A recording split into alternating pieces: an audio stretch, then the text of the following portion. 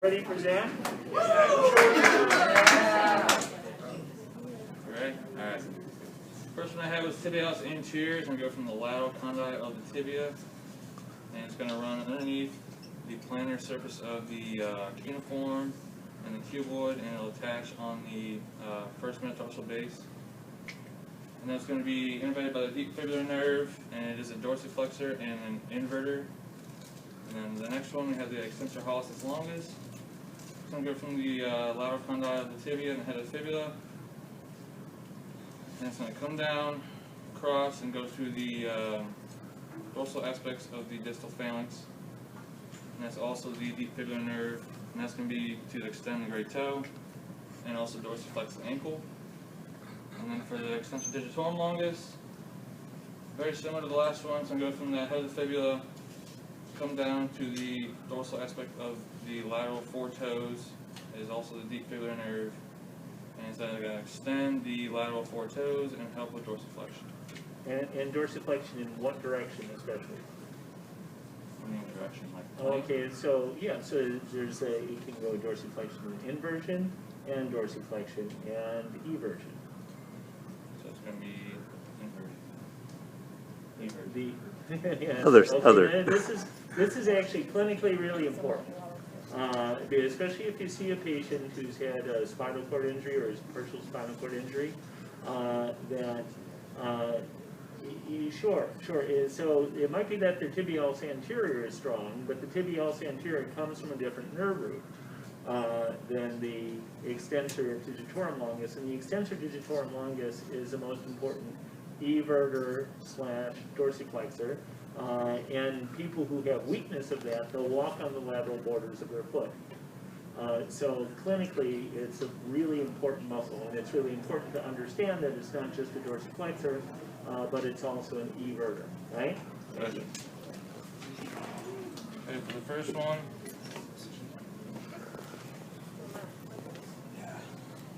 so for this anterior. Hold on, let me just switch the view a little bit, or just the view.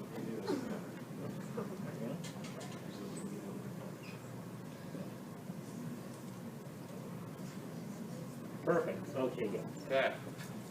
So we're going to go up here, push down and out, and you're resist me. Good. And for the Extensor longus, I'm going to resist her toe extension. Good. And for the Digitorum longus, I'm going to do the lateral four toes, push inward as well. There you go. Okay. Extensor longus, it attaches to the posterior surface of the fibula, and will go down through the interosseous membrane and come up underneath and attach to the base of the phalanx, or the distal phalanx of the great toe. And come down right here, attach, and then it does toe flexion and. Okay. Tell you what, could you come this way a little bit just so that people can see it? So sorry. No, that's all right. It does toe flexion, plantar flexion, and eversion, and it's innervated by the tibial nerve.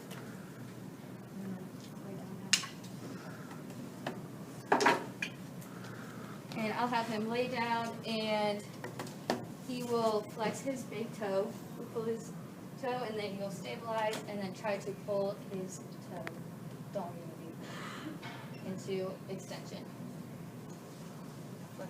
There it is.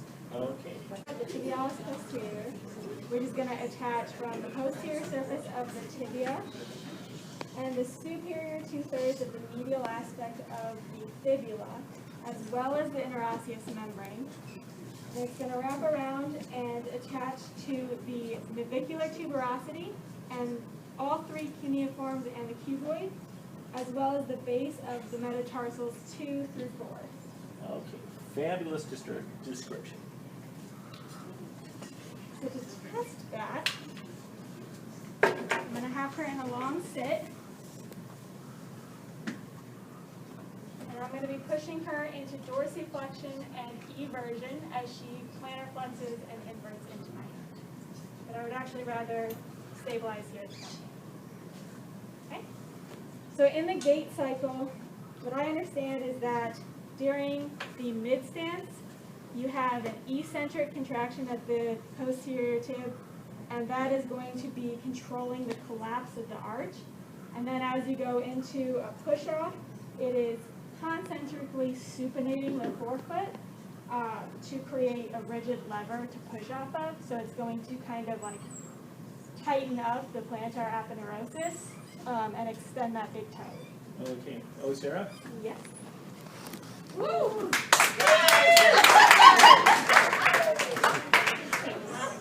Fibularis brevis, and the proximal attachment is 2/3, the inferior 2/3 of the lateral surface of the fibula.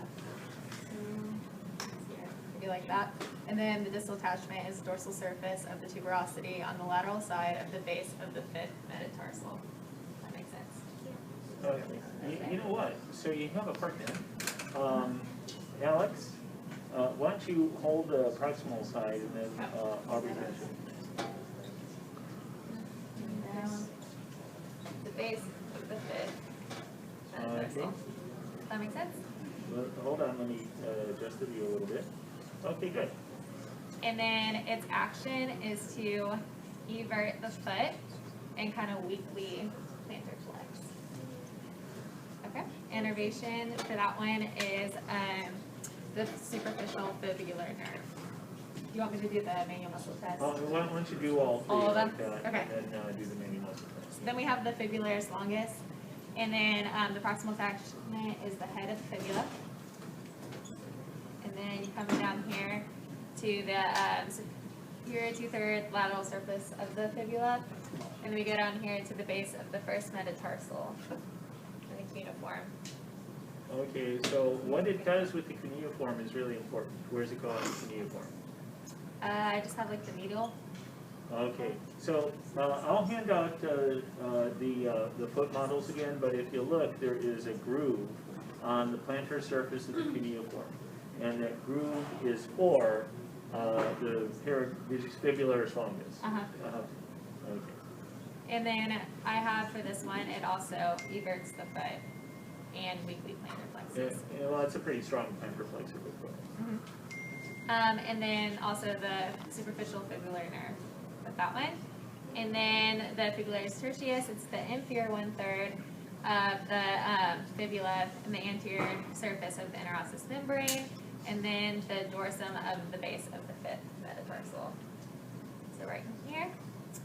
And then with this one, its action is a little bit different. Huh?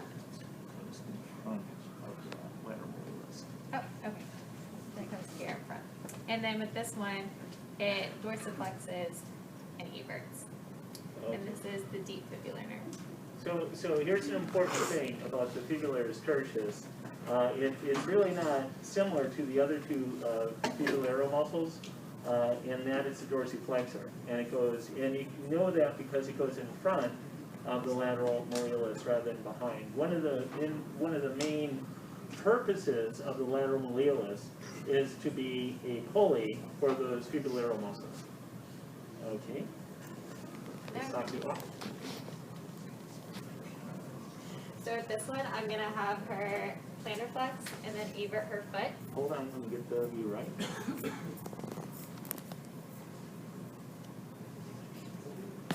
Good. I'm going to grasp here, and I'm just going to have her resist me as I try to push her up and in. Good. And that could be for both of the Fibularis Longus and brevis. And then, now for the Fibularis, the tertius, I'm going to have her dorsiflex her foot, and then evert it. And then I'm going to try to come here and push her down and in. Good.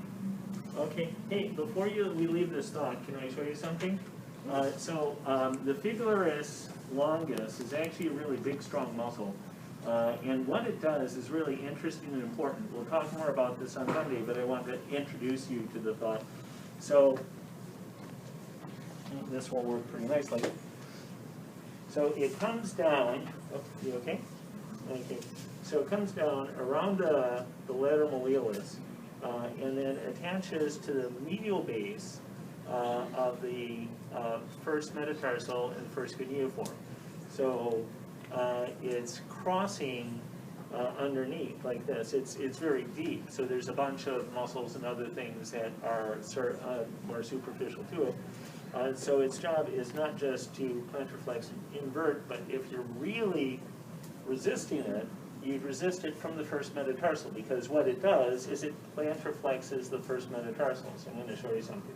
Okay, so hold down from your first metatarsal, and there I'm trying to dorsiflex and invert. So that's a more specific way to test the Fibularis Longus, which in gait is actually a really important muscle. Okay. Go live pretty quickly. So just tracing the kind of more or less the outline of the malleolus, I'm going to draw today. So just finding the outline of the malleolus, anterior structure, more or less the tip of the lateral, and then also the posterior structure of it. From there, we're going to find the talus. So what I usually do is come from the anterior side. I'm going to palpate down and towards the groove, towards the extensor tendons, and then I'm going to be on one side of the talus here. And one way as I get kind of on into that groove and on the side is that I can kind of easily move the ankle into eversion and inversion. And you'll feel for that bone to kind of shift underneath your finger. You can also kind of do like a windshield wiper back and forth as you're feeling for the talus to shift underneath your fingertips. If it's not moving, you're probably still on the malleolus. So you need to come down off of it. So you'll feel for more or less the smooth portion of the neck of the talus as it comes up towards the midfoot. You'll reach kind of the trumpet portion of it, but the head of the talus as well. So again, kind of just appreciate knowing kind of the neck up to the head of the talus. From there, we're actually going to find, just because it is easier, we're going to find the fifth metatarsal head. So you can go from the fifth metatarsal, palpate downwards until you reach the end of it, because there's nothing really attaching it to anything else below that on the outside portion of it. It just falls into tissue. So you should be able to find that fifth metatarsal head pretty easily. Dr. Adler? Yeah. Styloid. Or the styloid, I'm sorry. The head's on the other end of the Yeah, line. you're good. The styloid of the fifth metatarsal. Thanks for correcting me. And then from there, if we kind of come straight back onto the midfoot here, where my finger is at, is going to be the start of the cuboid. So we'll find the lateral margin of the cuboid. So guys, in healthy people, the cuboid does not make any contact with the ground when you walk. There's a centimeter or two of connective tissue in between the sole of the foot and the cuboid. Yeah. So again, this is usually the easier way to find the cuboid. So just coming from the styloid of the fifth towards the midfoot and the cuboid there. So some pretty easy structures to find on the lateral foot. And then on the medial side, we'll find some extra ones. So here, again, just like the lateral malleolus, we'll find the medial. And again, just appreciate the tip, the anterior and posterior structures of it. From here, if I draw a straight line down and kind of feel, you're going to feel where there's tension in this kind of empty space. So we have kind of our first ligament that's now connecting to the substentaculum tali, which is going to be about the size of an eraser. Okay. Now from here, this is kind of my landmarks. If I hold the foot up into dorsiflexion a little bit, I can draw a straight line kind of towards the arch. As I draw a straight line towards the arch, we're going to come towards the first bony prominence. And it's right here. It's going to be the navicular tuberosity. Okay? So straight line down, substentaculum tali, following the arch towards the great toe, navicular tuberosity.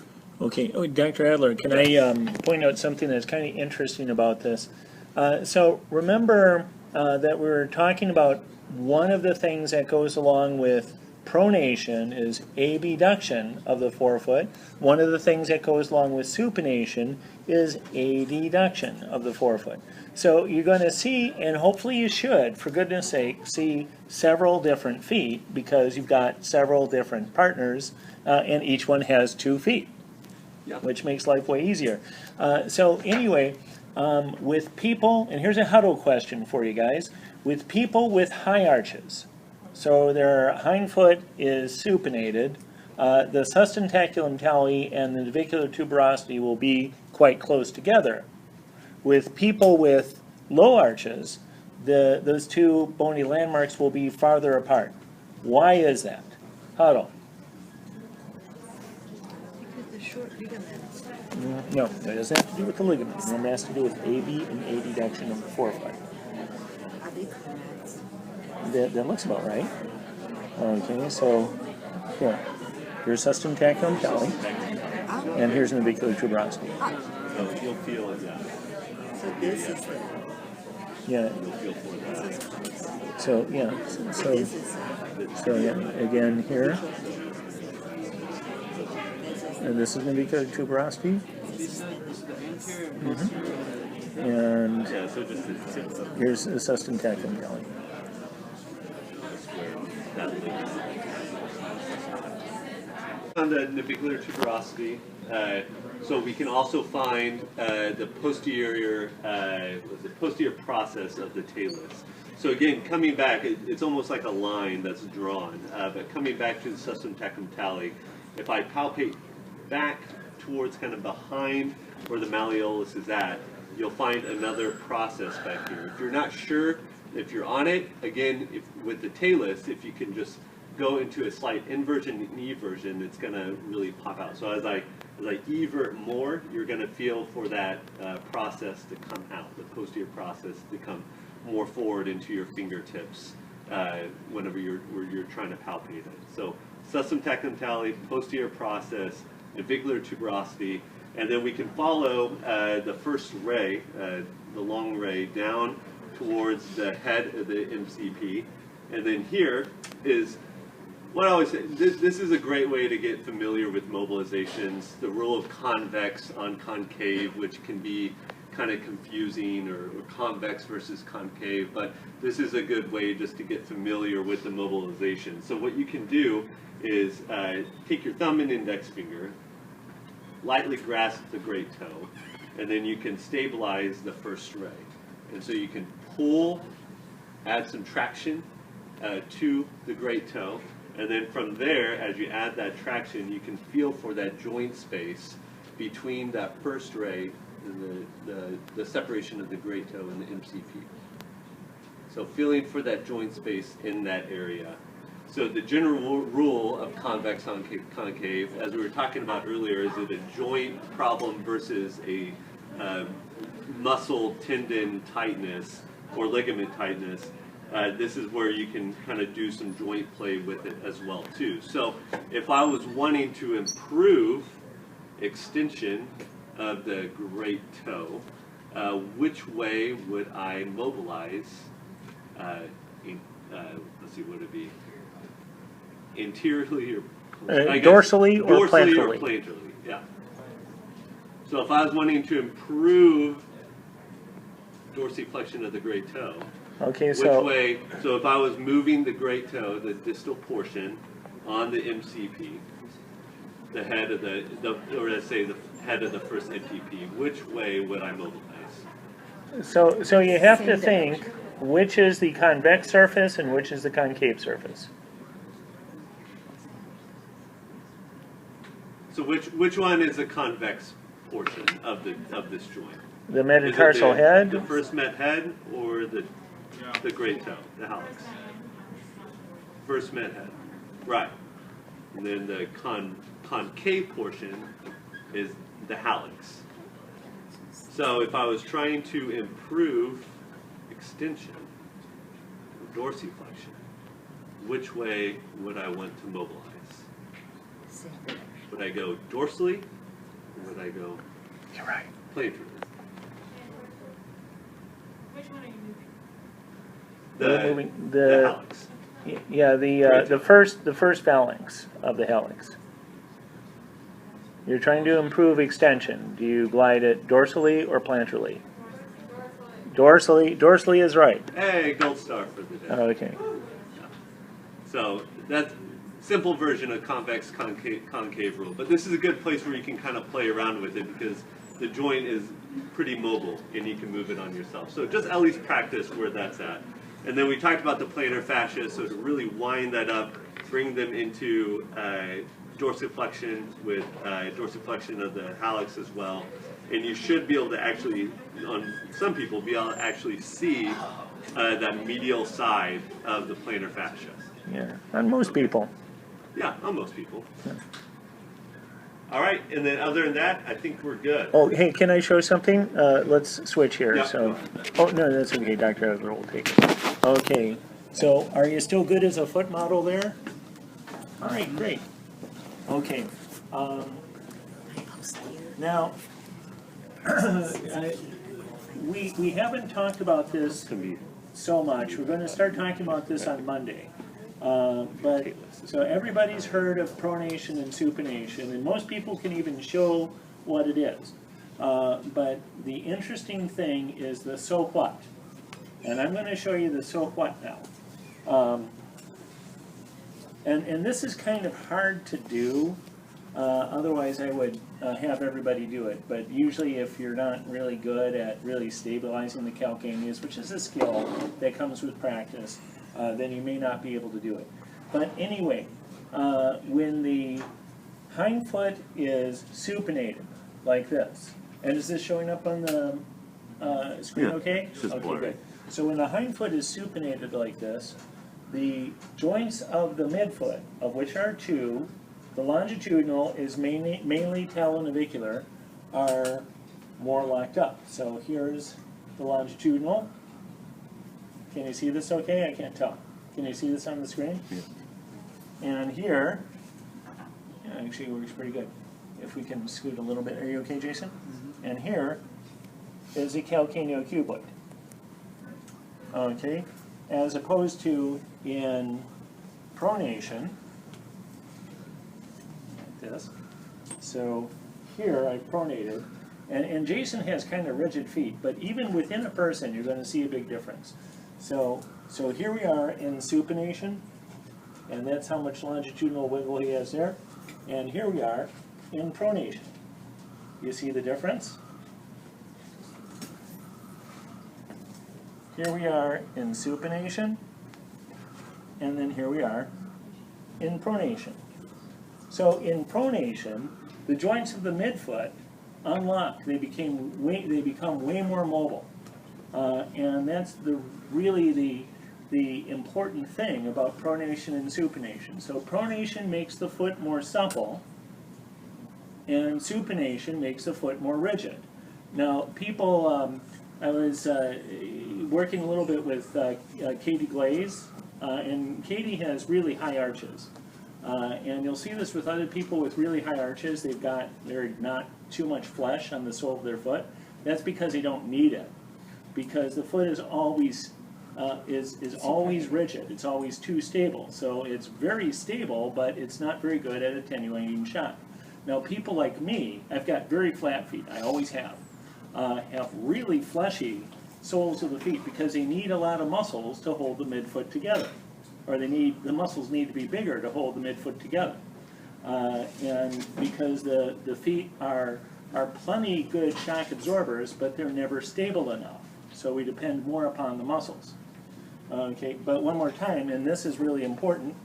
Pronation you want at the point of contact and loading response, because at that point you want the foot to be a good shock absorber, so you want more mobility.